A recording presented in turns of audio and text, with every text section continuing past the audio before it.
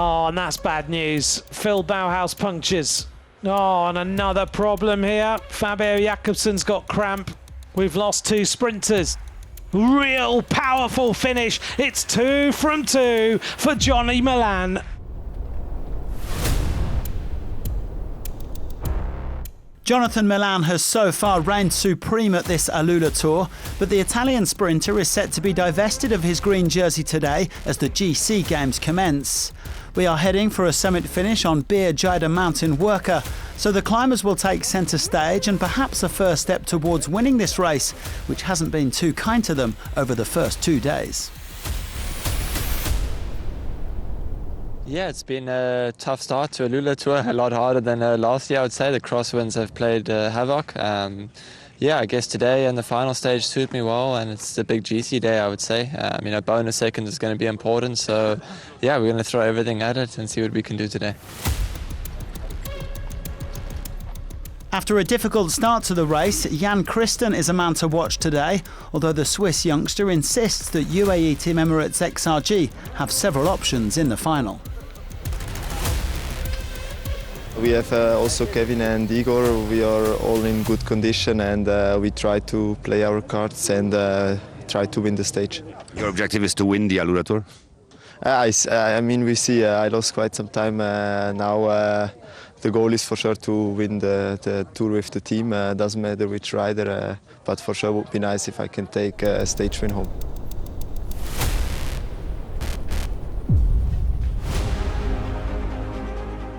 "142 kilometres on the menu in this third stage, from the Winter Park to Bir Jayda Mountain Worker.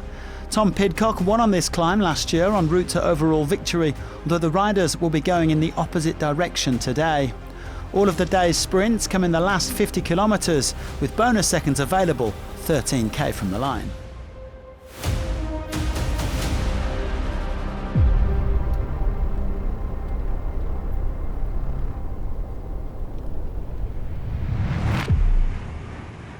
Well, things were a little bit more relaxed in the peloton compared to the first 2 days of this AlUla Tour, which meant the early breakaway actually got a bit of screen time. 3 men at the front, including Nader Hazazi of the Saudi national team, as this race continues to promote cycling in the region. Ayman Rosli of the Terengganu cycling team was in the move for the 3rd day running. The Malaysian was joined by his compatriot and teammate Ji Yi Ki, who was no doubt targeting the orange jersey for the most active rider. He began the day just a point down on Mark Donovan in that classification. Well, heading into the final 60 kilometres of the stage, their lead was hovering at about 2 minutes. The peloton being paced by UAE Team Emirates XRG and Tudor Pro Cycling, working for their respective Swiss leaders, Jan Christen and Yanis Voisard. No major stress for the sprinters today. Fabio Jakobsen looking on better form after he cramped up yesterday, and the race leader, Jonathan Milan, just keeping out of trouble in the middle of the bunch.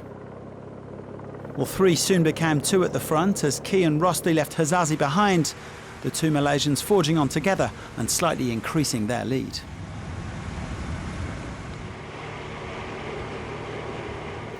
The riders continuing to wind their way towards the final climb at an average speed of around 45 kilometres an hour. UAE and Tudor still sharing the workload in the peloton and gradually bringing the gap to the 2 escapees down to 1.5 minutes.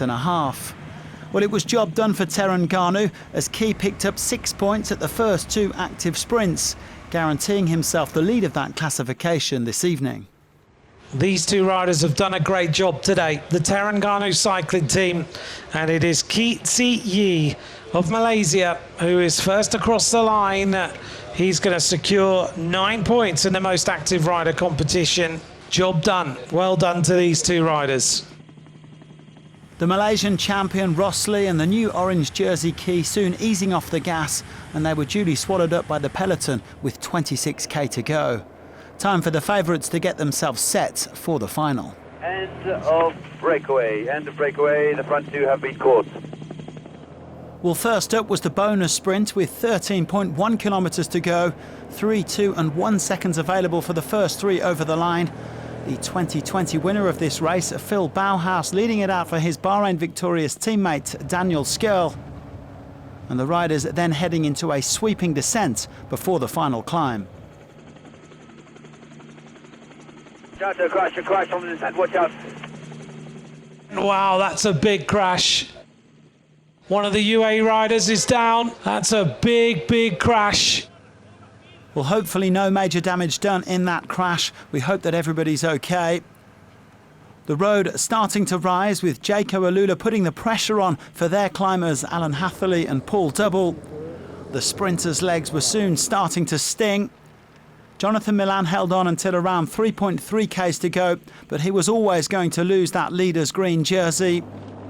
Jan Christen then put a first dig in with a couple of k's left, and the only man who could follow him was Gianmarco Garofoli of Soudal Quickstep. Jan Christen riding strongly, everybody else looking at each other. Christen going again just before the Flamme Rouge, and this time he got a small gap. Was it going to be enough though? Others were closing in, Afonso Elalio and Igor Arrieta, Christen's teammates, and then further back Yanis Voisard and Sergio Higuita. Slowly but surely they reeled him in. This one was going down to the wire. Who's going to get this then? Look at Higuita as he jumps his way onto the wheel. So it is Elalio, Jan Christen, Voisard, Higuita. Big acceleration of the little Colombian climber. Higuita goes for glory now. This is a big acceleration from the XDS Astana rider. Voisard tries to go on the other side of the road. Can Higuita hold on? Is it going to be a win for Tudor Pro Cycling at the top of this mountain? Tudor Pro Cycling all the way. Yanis Voisard across the line first for Tudor Pro Cycling.